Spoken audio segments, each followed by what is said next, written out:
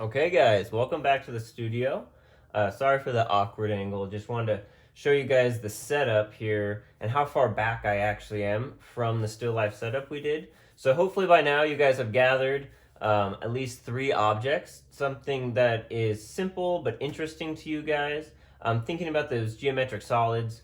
Hopefully you have somehow controlled the light, either through putting it in a box or getting a lamp with some foil or any other kind of light you guys have, and you've somehow kept the ambient light or the light from the windows or other light fixtures in your house kind of away for it. The purpose there, just getting nice strong light and shadow on your objects. That's going to make them much easier to translate onto our paper. Next, you want to get back from your objects. And I taped mine off so that if you do have to tear these down, like if you set these up on a kitchen table or something, or in an area that you need to use or your family needs to use, you can take it down and set them back up pretty easily. And then you want to get back. You want to grab either a table or a chair. I've got just this bar stool here. Something that's at a comfortable height. That's really important. We want to spend some time now in this position, so you want it to be as comfortable as possible. And just something you can lean your paper against. And I've got few sheets of paper here. You don't need drawing paper. It can be printer paper. You can either clip it on or use the same tape and tape it down. And then I've got it on a kind of a sturdy board, just so that it's going to be easy and I can rest it like this and it's not going to bend when I push right up here. And then just the kind of essential materials. I've got a hard and a soft pencil like we use in class, or you could just use a number 2 and then vary your pen pressure as you go. And then an eraser. Some music is nice in the background, your favorite coffee or tea, and then we can get into it. So the first thing we want to do, just like in class when we're working from reference, this is going to be hugely important. I'm really glad we covered this when working from photos, is the bounding box. And now we can apply that to painting from life or drawing from life. And it's going to make the translation process of how we capture that and put it on here a lot easier, and you'll see the usefulness of that bounding box. So remember, the bounding box is going to be the space that all of these objects up here take up on our page. The nice thing about working on paper, we're not working on a stretched canvas, so we have a little bit of freedom. We can kind of place it on here proportional to itself, and then if we need to later, we can just crop this by just cutting it. It's very easy to fix the page afterwards. We don't need to make sure everything's exactly placed perfectly on here. We can adjust that later. What we do really want to get is the accurate proportions of all those objects as they are in a group, okay? So what we're looking for is, I'm kind of looking at the positive shapes now of the objects themselves. So the book, the skull, the brush cylinder, and then the brushes. I know you guys probably can't see the top of the brushes, but I think I'll just do a quick demo on how to find that bounding box. Now the bounding box is that kind of the visual area that those objects take up as a group, and that's what we're going to put on the page. So how do I find that? I stick out, you could have like a skewer or a metal rod or anything, or if you have your pencil, that's good too. Anything long and pretty straight. I'm going to try and keep these horizontal and either horizontal or perfectly vertical, and then I'm going to start down at the bottom. I'm just going to bring it up until it hits the bottom of the lowest object, or the furthest point south, and that's going to be that front corner of the book. If you think back to our perspective lesson, that makes sense, right? Same thing, I'm going to come over here, bring it in from the right, and it's going to hit the right corner of the book. Over here, left corner, and then coming down from the top, it hits the tallest brush. And this is just to give you an idea of how I'd find that. To make it even easier, if you have 2 pencils or you have a skewer, you can kind of create this box. And what it's doing is it's flattening that object, and it's going to show you that proportional space. And when I do this, I see that the rectangle, that box that I'm creating, is not perfectly square. It's taller than it is wide. So now when I put it on here, I need to make that the same down here. And if you want to get really accurate about it, kind of the more we draw, the more I can just look at that box and I can guesstimate, the difference. But to get the accurate right from the get-go, before the eye is completely trained, we can take a measurement. I can find that furthest point to the left by doing that, and then I'll line up the tip of the pencil right there with that point, and then I'll take my thumb, not the fatty pad, but the actual nail, because it doesn't move as much, and I'm going to bring it in to the furthest point right. So now I have a distance from the furthest point left to the furthest point right, and that gives me the width of that bounding box. When I flip it up like this, keeping my arm perfectly straight, see it's kind of moving along the same plane, so I'm not leaning in or anything. It's not going to distort it. Keeps it on that same plane. Just going to double check. I can compare it to the lowest point, and it's about one whole width of this. The width fits into the height of this box, about 1 1/5 of that pencil. All right, so I'm just kind of guessing. So that means the box that I draw down here, it's going to be a little bit higher, about 1/5 as high, 1 1/5 high, like 1 1/5 to 1 ratio going up. Okay, so that gives you a place to start. If we start with that solid kind of general, and then we work down in, and as we start placing the skull and the books and the cup of brushes, everything will place in there, and we know it'll be more proportional. Okay, so general to the more specific details is kind of how we want to work. So I'm going to lay that bounding box in here, and then I'll bring the camera down and I'll put up a image of this still life, and so you can see a little bit more in detail how we're going to work out measuring and fitting in those things within that bounding box. I think it'd be a good idea. So this is what I'm kind of looking at from my eyesight down there. Hold this as straight as you can. Bring it up, it hits that bottom edge of that book. That's going to be the bottom of the bounding box. Come in with either your other hand or this hand.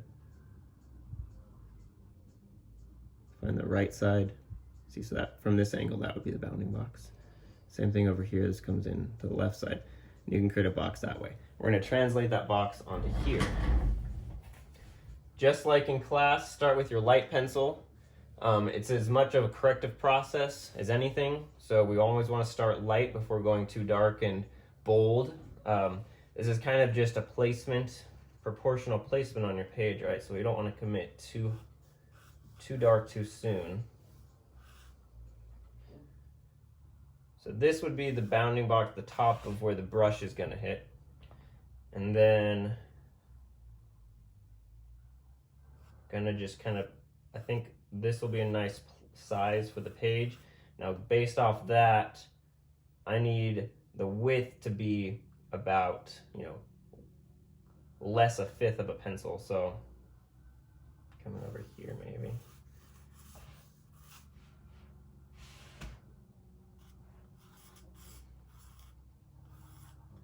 Okay, so it's a little bit taller than it is wide. I feel like that fills up the page nicely.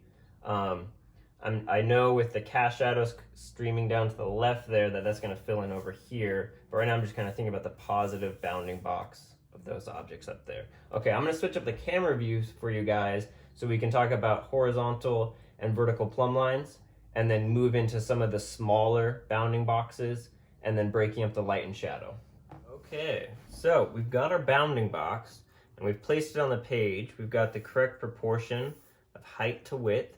Don't rush this stage, right? Because this is going to set up the rest of the drawing to make sure it stays proportional. So when we lifted up our pencil and we went down, we found the highest most point of any of those objects hit. I found it's going to be about here-ish for the top of that brush. I'll put a picture of the still life up on the screen so you can kind of see what I'm referring to. Then if we drop down to the right, I caught the edge of the book somewhere in here. So we have a lot of negative space in here, but we know that all three objects are going to fit in here somewhere. Down this direction, we have the left furthest most point, which is going to be the back of that book. And then down here somewhere, it's going to be the closest corner of that book. Okay, and I'm going a little dark here, just so it reads on the camera for you guys, but you want to start, is almost let the page pull the lead or the graphite off the pencil. We shouldn't be applying any pressure at this point because we want it to be able to be super corrective. See how that kind of stains the paper? We don't want that. Not in this. All of this is kind of preparatory setup, measuring, just to get it in the right spot. None of these are going to kind of remain. Okay, it's all constructive at this point.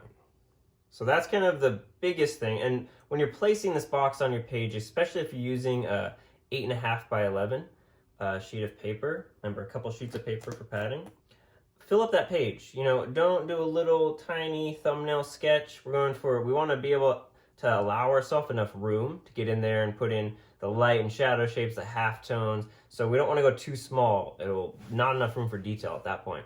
So fill up your page. You know, it might help to rotate your page portrait ways or landscape ways just to fit it better depending on your still life setup.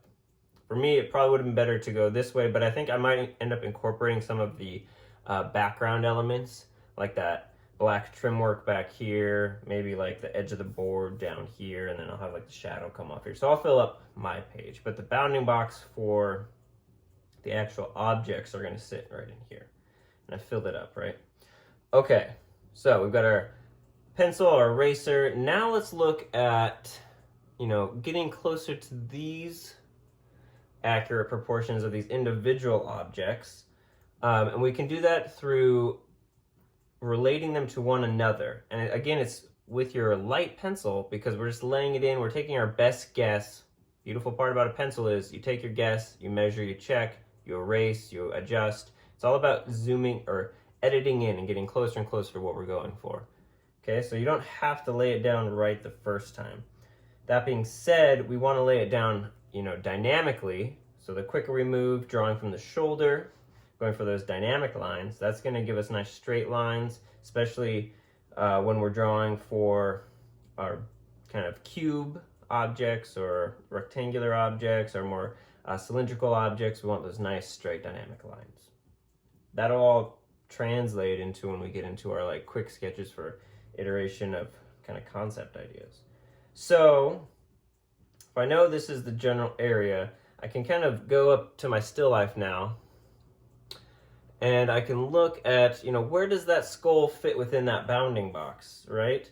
So if I go up here and I look at the top of the skull, the top above the forehead, kind of where the light reaches and then it drops back to the background, and I can measure from the bottom of my book the top of that skull, and then kind of raise up from the top of that skull to the top of the brush. I'm noticing it's not the distance from the bottom of the bounding box to the top of the skull is smaller than it is to the top of the brush. So I know if this is the halfway point of my bounding box, I know the skull is going to sit somewhere below that, kind of right in here. Okay, so I'm kind of sticking with these. I measured this distance, I found out it was smaller than this distance, so I know it's going to be somewhere in here. And again, they're very general kind of guesses right now, and as we make more and more of those measurement choices, we get more accurate and more accurate. So that's why it's important to stay light. Same thing, I can measure the height of that cylindrical form of the brush holder and compare it to something else, like perhaps that measurement I just guessed at for the skull, and say it's, you know, it's pretty darn close from the bottom of the book to the top of the skull, you know, to where, you know, I think maybe the top of the cylinder might be to where the bottom might be.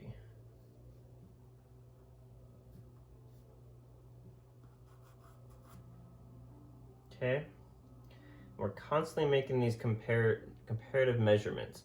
That way, we're not, what we're avoiding with doing that is we're avoiding getting in and maybe like drawing like if we know the brush ends up somewhere up here, you know, drawing the bristle details and kind of working our way down the handle to the cylindrical brush holder.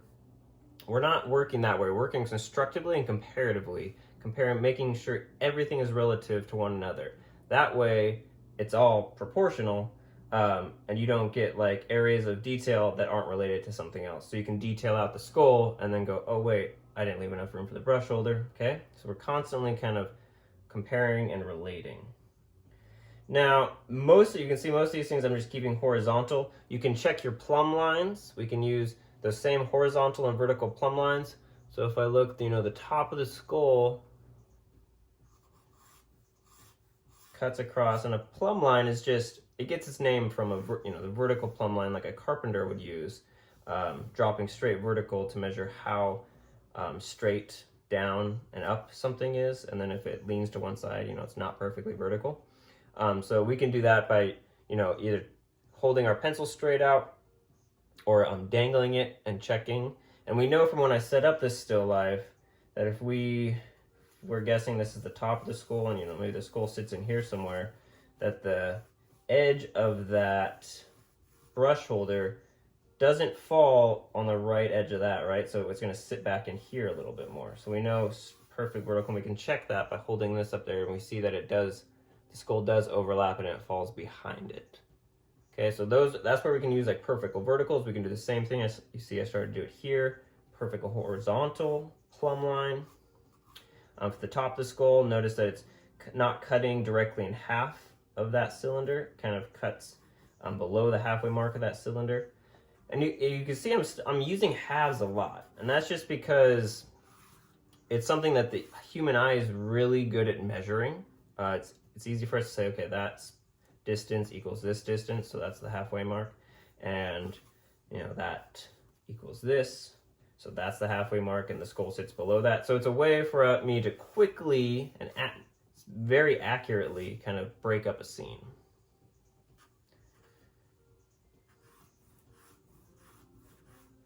I'm almost kind of creating these little bounding boxes for each object. So I know the skull overlaps the cylinder of the brush holder.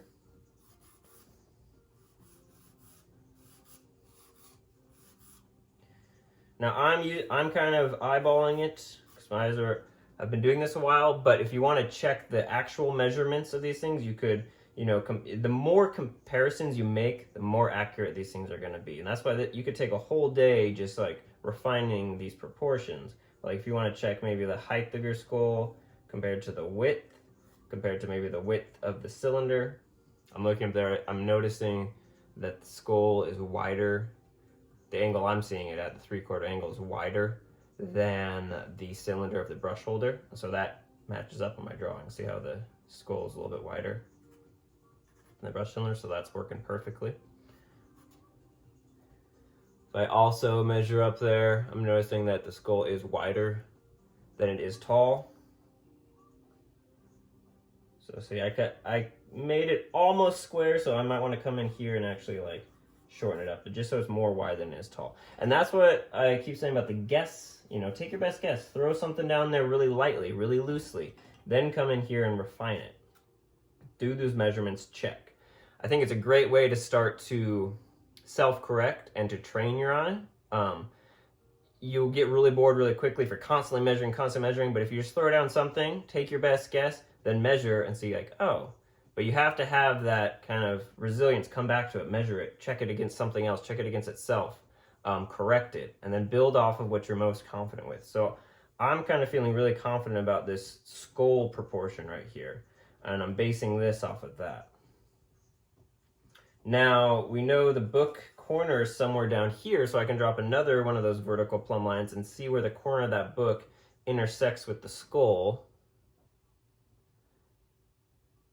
I'm seeing that it's kind of with the back, right where the back of the skull kind of meets the book is where the edge of the pages are, and then the edges of the corner of the book kind of stick out a little bit further. And so that kind of goes right into where the mandible is touching the back of the cranium. So if I am guessing somewhere, in here, kind of here's where the skull might meet the book, and here's the cranium. Drop a perfectly vertical plumb line down here, and that gives us our corner of the book right there. So that's going to show us actually where the book meets that outside of the bounding box. Now, when it comes to, you can see, look at horizontal, vertical, vertical, vertical, horizontal. All of these are very easy for the eye. If I tilt my pencil a little bit too much off of 90 degrees, I can tell and I correct. Which makes it hard for us to accurately get some of the angles of kind of the book. So for those, it's easy to check with your verticals. And then what I like to do is I call it stealing angles. and we hold up our arm, just like how we were doing, locking our arm out, finding the bounding box. Lock your arm out, put this pencil up there against the angle you're trying to steal. So if I'm looking at that bottom edge of the book cover, I'm gonna line my whole length of the pencil up with that, grab that angle, and then as smoothly as I can, just drop it onto my page. I'm lining it up with that corner. And then I'm just gonna draw through and steal that angle, okay? Now again, I'm going kind of dark so you guys can see it up there, but all I did was raise it up, match that angle, dropped it down, and try and dynamically kind of get that. And then you can see I've got a lot of lines there, kind of messy. Let's go in and just clean up. Again, throw down your best guess, go in, measure or double check, and then clean up, keep the ones you want. Get rid of the ones you don't. Okay? Same thing, now here's where that perspective lesson comes in, right? And you can see I'm kind of overshooting the bounding box a little bit. That's okay. We're using the bounding box to give us general proportion. So it's all right if it kind of starts to creep outside that. Stay true to making everything relate to itself. So that just might show me that this could have been a little bit taller. And then this is where that perspective lesson comes in. I'm keeping my verticals pretty straight up and down because I'm thinking about 2-point perspective right now. Remember, 3-point would be if we were a lot closer to the setup, but we're a good distance back. If we're a little bit closer to setup, we'd be more above it, looking down, and we get this kind of taper of these far verticals. But since we are a good distance, we're going to keep it 2-point perspective. So if I know this is the bottom plane, or my best guess at it, I know that somewhere the book will end up here. Keep that vertical, keep this vertical. Now I'll steal the bottom angle of that book receding from me.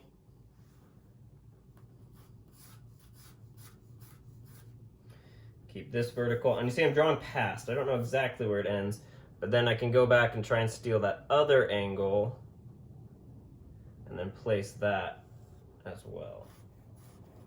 Keeping also in mind that other principle of 2-point perspective, we have that foreshortening, right? We know conceptually this distance A is equal to distance B, but we know because of foreshortening in our perspective that any lines parallel converge in space, so B, even though equal to A conceptually, has to be smaller visually on our page. So now we have some depth. You can see how these boxes are now kind of receding into space. Same thing, go up here, steal that top edge of your book, lay it down on there. Take your best guess. A not equal to B. There's going to be some foreshortening there. But I'm not observing how drastic that could be. Okay. So now we've got a nice base. I'm saying let's finish that out. Let's look for that far back edge of that book. It's going to, recede in space to a point back here somewhere. So let's go ahead and grab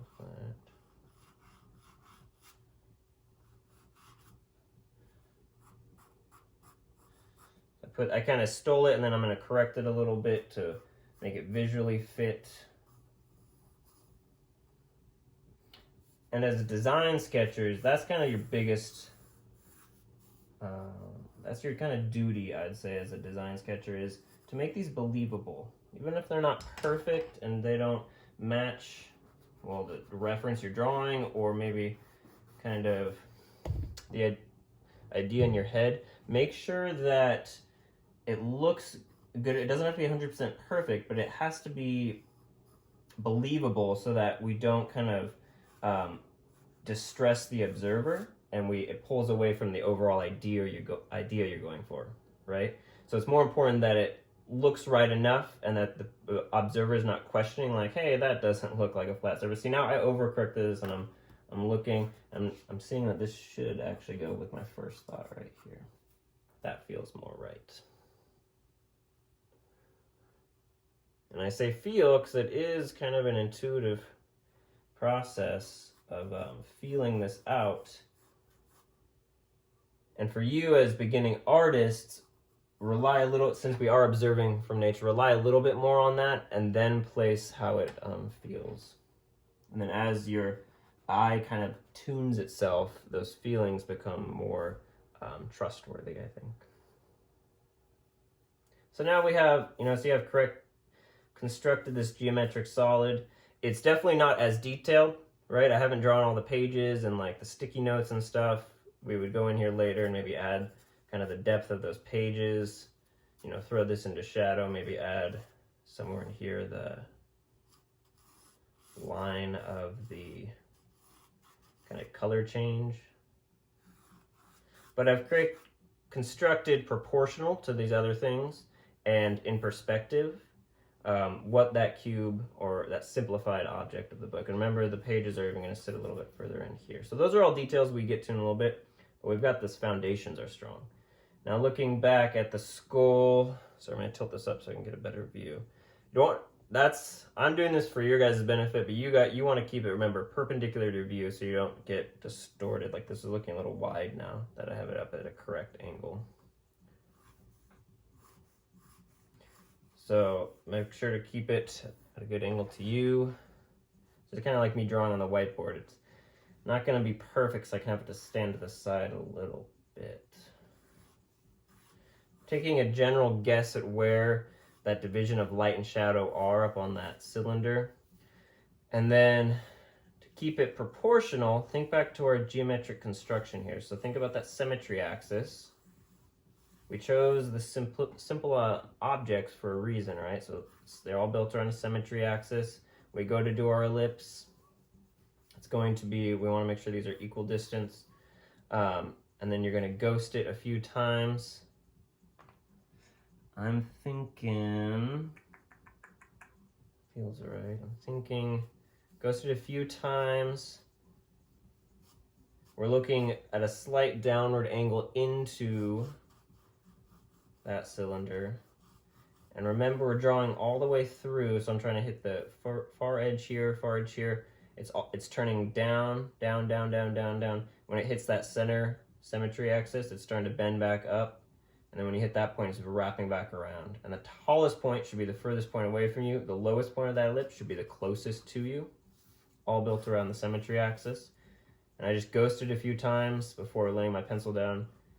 And then you can go back in and kind of correct it up. Remember, keeping our dynamic line quality. So avoiding scratchy drawing, avoiding too hard of drawing. We're going for ghosted a few times, draw from the shoulder, keep the line straight, and then look at where you're going from to where you're going, and do it nice and light. That dynamic line. Same thing down here. We know generally where the bottom ends. Looks like it's, if I were to divide that skull in half, about halfway, so that looks pretty good for the bottom of that ellipse. And then since we're constructing, and we know it's almost a perfect cylinder, I'm gonna do that same thing I did up here. I'm gonna draw through, aiming for that edge, this edge, inside the book a little bit. And I'm going to construct it around that symmetry axis. Even though we can't see it, what it's going to do for us is give us that nice bend right there. Instead of, we're going to avoid that kind of football shape. Remember, it's wrapping around it. The rate of turn speeds up right there. So we're constructing it that way. And then when we go back with our slightly darker pencil, we can clean all this up and get a little bit darker through here. But to construct it and keep it symmetrical, and draw through. Okay, so now I've got cylinder with my straights. You'll have smaller paper, so it might actually be beneficial for you guys to spin it as many times as you want to get those straights. I'm trying to keep it like this for you guys, but turn it as many times as it takes. Remember, trying to keep your stroke the same and then change the paper how you need it to be.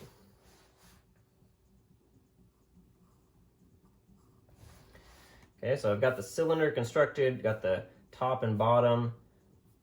Symmetry axis is not super important right now anymore. We can look at the light and shadow. That might be getting ahead of ourselves. I apologize. That's kind of my go-to, is to start looking at the positive, negative of light and shadow. But we'll save that for the next step. So that feels good for that guy, for this guy. Now let's look at the skull. So if you guys chose just a simple sphere, this is going to be pretty easy, right? We've got the proportions of it. It's going to sit in there. And that stays relative to everything else now, since we're fitting it in that bounding box. I went a little bit more complex. I looked at, facing the skull towards me. So I'm going to have to kind of rely on my knowledge of the skull and kind of portraiture, which will help, and think about kind of like these things. It has a symmetry, right? The symmetry is through the forehead, nose, and the the tooth cylinder right down the center of the face. So I can establish like a symmetry line, and then I know that the thirds are kind of right there. So I have like a brow ridge and a nose in the bottom of the chin. So that's helpful for me to break down this kind of more complex sphere. But you can see it's based on that all those simple geometric kind of construction ideas of establishing where is this thing symmetrical, what are the proportions of it. I know it's spherical as a general shape, but then it kind of starts to get a little bit more angular and planar. So now this is where, once I have like this construction, I know like the eye sockets are in here. Again, going like, because all this is probably going to have to be changed to a certain degree.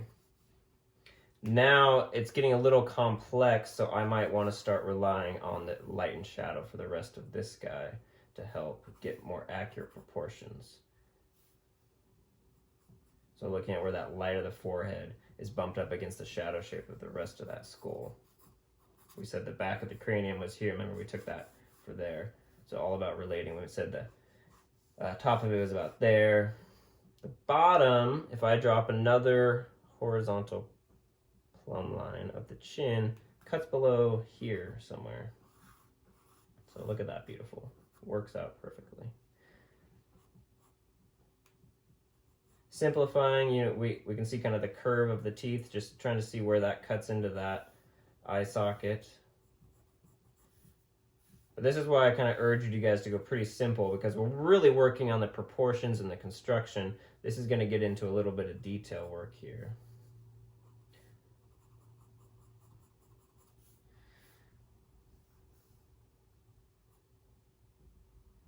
Okay, and now let's look at, I don't want you guys to forget about the shadow shapes. They're almost as important here. We've kind of had this linear construction, and yeah, that's the form shadows on the forms are all important, but also the cast shadow, right? Because I built my construction kind of with the idea that there's going to be some strong cast shadows of the brushes kind of coming down here, balancing out this whole composition. So you don't want to forget to add those. But I guess, we need the brushes before we need their cast shadows. So let's not forget those. So I based this up here. So again, steel, that's at an angle. So, it's not quite 45. It's definitely not 90. So steel it. Drop it down.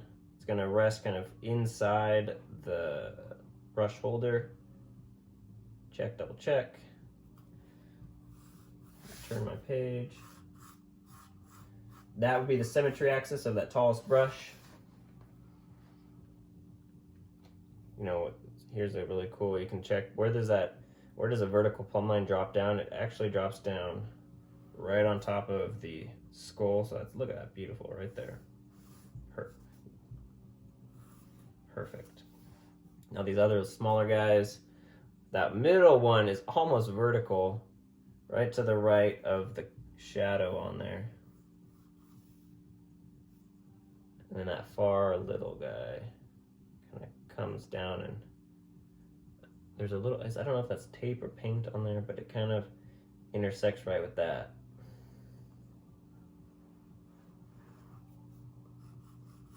Right, okay. So those would be the symmetry axes, or axi. Think about now, the bristles, don't forget about these proportions.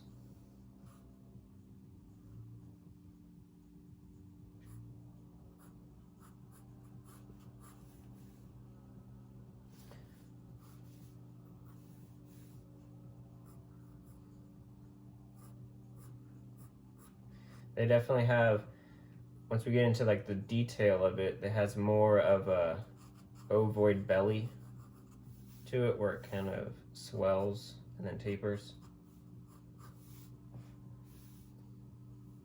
In these smaller ones, we don't get to see that as much because that would be happening down into here.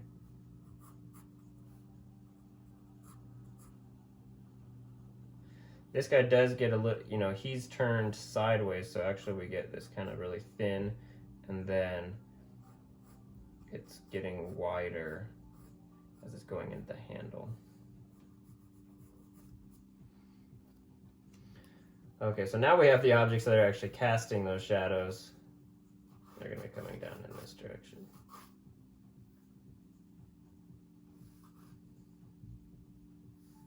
Thinking about, like, where is that cast shadow come over here? It comes off the back of that skull. And the shadow is almost as high as that paintbrush. Right. And we have some breathing room up here for that rest of that backdrop.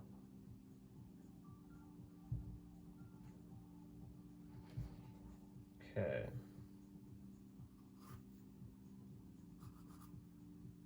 And now I didn't include the cast shadows in my bounding box, so they're actually going to go past that. So you can see them coming out here now. And here's the cool thing, especially about cast shadows, is yes, there's like a science and a formula to observing kind of the plane that the object is on. We can actually see the light source, so like going out from that light source and then finding the direction of that light. So we'd be looking at you know, this going out this way and coming up and finding that angle and how the angle of light's coming down this way, hitting this and casting right there. We can base it off observation in this setup. When you're inventing things and you kind of just throw a, you know, object in space on your paper, you get to determine where the light source is coming from. So if it's coming from here, then you know the cast shadow is going to be down here somewhere. And the cool thing is that we get to, once we kind of generally understand this concept, there's a lot of wiggle room in here. So I'm observing and actually trying to measure these pretty close to how they are. But you know, once we get out here, we don't have like a cast shadow police coming in and correcting and say, oh, I don't think that's like exactly. These measurements in here, these proportional measurements of these solid objects are a lot more easy to call out and see, and actually for us to capture. These we can have a little bit more fun with and kind of loosely throw in.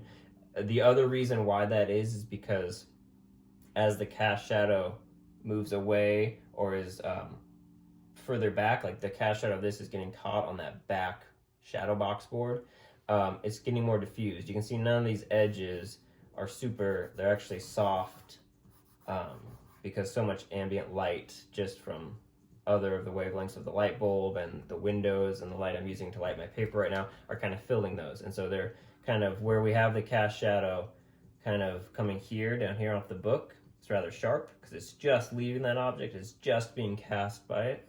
So it gets nice and sharp. You can see as it comes away, it gets softer. And that's what's happening with these. These are all kind of soft because they're not connected to these per se. So by the time they get back here and they hit an object that they can be cast on, they're nice and soft. So that just leaves a little bit of wiggle room and ambiguity for us to play with. You know, the back of that board is back here. This bounding box I've got actually creates that seam, which is just a nice little coincidence there of that board. So if I wanted to come in and include some of those extra things I was telling you about to kind of make this composition fit this page, you know, maybe the front lip of that piece of cardboard right there. Maybe I'm seeing kind of right there that wall molding right there. And then this.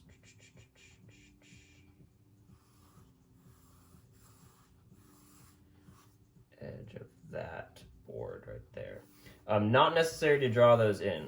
It's kind of the artist's choice. Like some people will even go in and put in like the tape on, or I guess I marked the tape up here to mark where I had my shadows, or you know, the tape right here. Some people like to include that, like, oh, like welcome to my world. This is some of the stuff I use to set up. You don't have to do that. You can just do this, drag this cast shadow if you want, and you don't have to show the setup you have or the environment. But definitely an option if you want to take it a little bit further and fill that page. Okay, so now I've got, you know, look how messy this is. Generally proportional, but I've gone so light. Hopefully you will have gone a little bit lighter. And if we've done that, the eraser will take a nice job, or do a nice job of taking that off.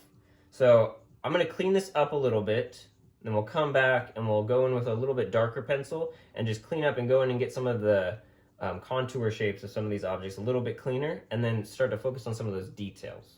Okay, but it's all about using those, just to reiterate the big ideas here. We started with the bounding box, make sure all of our positive objects fit within those. Got it on there, proportional, filled the page, nothing too tiny. Make sure they all fit on there. That's the idea of the bounding box, so we don't get brushes way up here, skulls way down here. And then we used horizontals and verticals, because those are the easiest for the eye to measure. Thinking about like halfway points, how does this compare to this? Taking measurements, width of that compared to width of this, height of that compared to width of this, height of that compared to width of that. Looking for where these things are kind of correlated. And then in certain instances, once we have a good feeling, using the stealing angle method of the pencil and dropping it on our page to kind of get some really good guesses. But that goes hand in hand with making sure our perspective still has that foreshortening and convergence, right? So that's where that knowledge mixed with the observation, you're kind of using both sides of the brain there, work to our benefit. And then using your symmetry axis for your geometric construction of cylinders, more sphere-like objects. If you get any kind of details off that, you kind of have to use a little bit more power of observation there to kind of help find the symmetry and maybe some of your construction of the proportion. And then I just threw in the general shadow shape, but we haven't really got to light and shadow yet. So we're going to finish going in and looking at the details of some of these contours, cleaning them up, pulling out what we don't want to keep with our eraser. Remember, we're working in a forgiving medium, so erase as much as you keep. And then we'll talk about light and shadow.